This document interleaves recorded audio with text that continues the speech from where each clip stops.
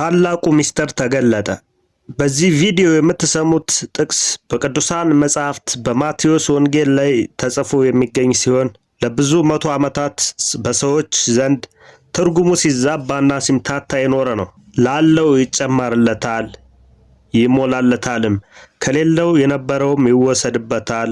ይህንን አባባል ስንሰማ ሁላችንም ሚዛናዊነት የለውም የሚል ስሜት ይሰማናል። ሀብታሞች የበለጠ ሀብታም፣ ድሆች ደግሞ የበለጠ ድሃ የሆኑ ይሄዳሉ የሚል ይመስላል። ይሁንና አባባሉ የሚፈታ እንቆቅልሽ የሚገለጥ ሚስጥር አለው። ያንን ሚስጥር ስታውቅ አዲስ ዓለም ይከፈትልሃል።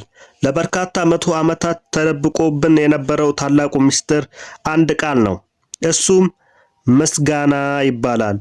ስላለው ነገር የሚያመሰግን ይጨመርለታል፣ ይትረፈረፍለታል። ምስጋና ከሌለው ሰው አስቀድሞ የነበረውም ይወሰድበታል ይላል። ታላቁ ሚስጥር አንድ ቃል ነው። እሱም ምስጋና ይባላል። ስላለው ነገር የሚያመሰግን ይጨመርለታል፣ ይትረፈረፍለታልም። ምስጋና ከሌለው ሰው አስቀድሞ የነበረውም ይወሰድበታል ይላል። በአንዲት ቃል መገለጥ የተነሳ የጽሑፍ ምስጢር ፊት ለፊት ታየ። ቃላቶቹ ከተመዘገቡ 2000 ዓመታት አልፈዋል። ያኔም እውነት የነበሩትን ያህል አሁንም እውነት ናቸው። ለማመስገን ጊዜ ካልወሰድክ የነበረህንም ታጣለህ። በምስጋና የተነሳ ስለሚሆንልህ ነገር ያለህ ተስፋ በሚከተሉት ቃላት ውስጥ አሉ። ስላለህ ነገር ካመሰገንክ ይጨመርልሃል፣ ይትረፈረፍልሃል። ቁርአንም ውስጥ ስለ ምስጋና በተመሳሳይ መልኩ ተጠቅሷል። አምላክን አመስጋኝ ከሆናችሁ ተጨማሪ እሰጣችኋለሁ፣ የምታጉረመርሙ ከሆነ ግን ቅጣቱ የከበደ ነው ማለቱን አስታውሱ።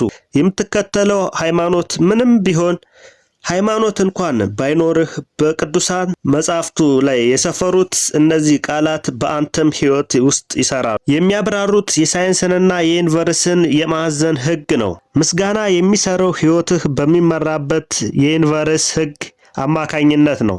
በዩኒቨርሳችን ሕግ ውስጥ የሚገኙት ኃይሎች ሁሉ የሚሰሩት የመሳሳብ ሕግ አማካኝነት ከአንተም አሰራር ጀምሮ እስከ ፕላኔቶች እንቅስቃሴ ተመሳሳይ ነገሮችን ይስባሉ። እያንዳንዱ ሕይወት ያለው ነገር ህዋሳትም ሆኑ የማንኛውም ቁስ አካል ቅንጣቶች እርስ በርስ የተያያዙት በመሳሳብ ሕግ ነው። በመሳሳብ ሕግ አማካኝነት ነው። በአንተም ሕይወት ውስጥ የመሳሳብ ሕግ በሐሳቦችህና ስሜቶችህ አማካኝነት ይሰራል። የምታስበውና የሚሰማህ ማንኛውም ነገር አንተው የሳብከው ነው። ስራዬን አልወደውም፣ በቂ ገንዘብ የለኝም፣ የምትስማማኝ ጓደኛ አላገኘውም ብለህ የምታስብ ከሆነ እነዚህን የመሳሳብ ተጨማሪ ክስተቶች መሳብህ ግዴታ ነው። ነገር ግን የምታስበው ስለምታመሰግንባቸው ነገሮች ከሆነ ስራዬን እወደዋለሁ፣ ቤተሰቤ በጣም ያግዘኛል፣ ዛሬ በጣም ደስ ብሎኛል የምትል ከሆነ የመሳሳብ ሕግ እነዚህን የመሳሰሉ ተጨማሪ መልካም ነገሮች መሳብህ የማይቀር እንደሆነ ይነግርሃል። ልክ ማግኔት ብረትን በሚስብበት ሁኔታ ነው የሚሰራው። የአንተ ማግኔት ምስጋና ነው እና ምስጋና ከፍ ሲል የምታስበው መልካም ነገሮች በዚያው መጠን ከፍ ይላሉ። ይህ የዩኒቨርስ ሕግ ነው። የሄደው ሁሉ ይመጣል። የዘራኸውን ሁሉ ታጭዳለህ፣ የሰጠኸውን ትቀበላለህ። የመሳሰሉትን አባባሎች መቼም ሰምታቸው ታውቃለህ።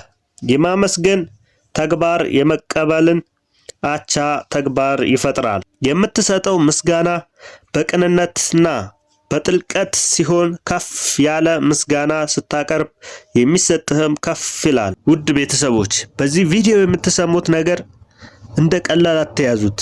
በሁሉም ነገር አመስግኑ። ስታመሰግኑ ነው የምታመሰግኑበትን ሌላ መልካም ነገር የሚጨመርላችሁ።